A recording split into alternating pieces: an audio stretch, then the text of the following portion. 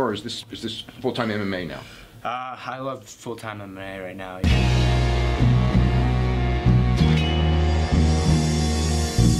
Back to the daily grind, and shout out to the full-time patrons. Make sure to hit subscribe if you're new and hit thumbs up if you're not a baby back bagel biting bitch boy, cause you know what time it is. It's full-time MMA. UFC bantamweight champion TJ Dillashaw says he's going to ruin Cody Garbrandt's career with the win at UFC 227.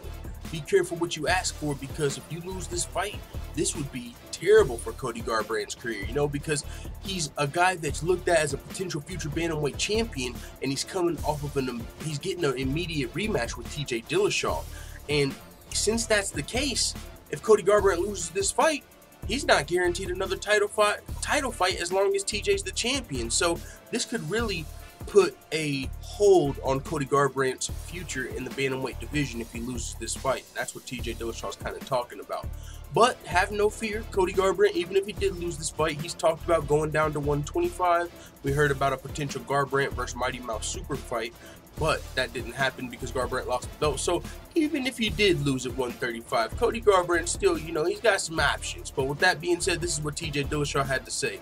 I'm going to ruin his career. I'm going to ruin his career at this weight class. He's already getting his second shot. He should have worried about getting better. I don't know if he really can. I don't know if he's that smart of a fighter, but I plan on ruining his career at 135. He continued to say, this sport is crazy. Obviously, anything can happen.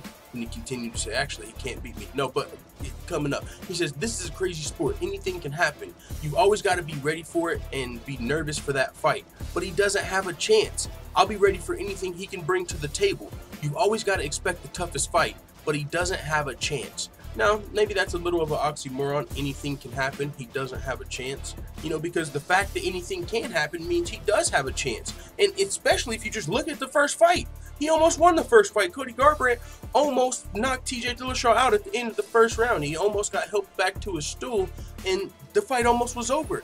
If that would have happened, who knows where TJ Dillashaw would be today. But it played out right for TJ Dillashaw, who worked really hard to get back to that title fight. So I'm glad TJ Dillashaw was able to recapture the belt, but that does not mean he's going to beat Cody Garbrandt at UFC 227. Now, I'll tell you the typical rule for rematches. Normally, especially if it's an immediate rematch, you're going to see pretty much exactly what you saw in the first fight, right? We saw that with Max Holloway, Jose Aldo. We saw that with Robert Whittaker, Yoel Romero. I mean, there's been a lot of rematches we saw where kind of the same thing happens. And now that's not the case every time, and I think it's especially not the case in this fight. Now, a lot of the other fights, you know, you can see where that plays. We're the same fighter, not much changed. How are you going to beat me in an immediate rematch? Now, the reason it's different here is because Cody Garbrandt almost beat you in the first fight. So if this fight plays out the exact same way, what if he drops you 10 seconds earlier in the first round? Then you might not make it to the bell. He might be able to follow up before the bell rings, and you might not get saved by the bell in this fight. So there's no fucking telling what's going to happen in this rematch. But TJ Dillashaw's coming in, a little bit of that trash talk, you know, the whole I'm smarter than him thing.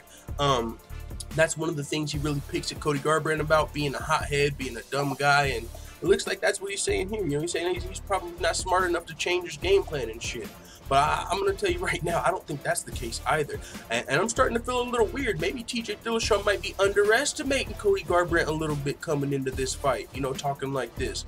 Because Cody Garbrandt's a very dangerous fighter, not to mention he's training with Team Alpha Male, a very dangerous camp, and there are a lot of TJ Dillashaw's former teammates. All they got to do is fix one little mistake here or here, zig when they should have zagged at the end of the first round, and this might not even be a rematch. Cody Garbrandt might be fighting Mighty Mouse for all we know right now. You know, but that didn't happen, and so we're going into the rematch at UFC 227, and it's going to be a great fight. There's no telling what can happen.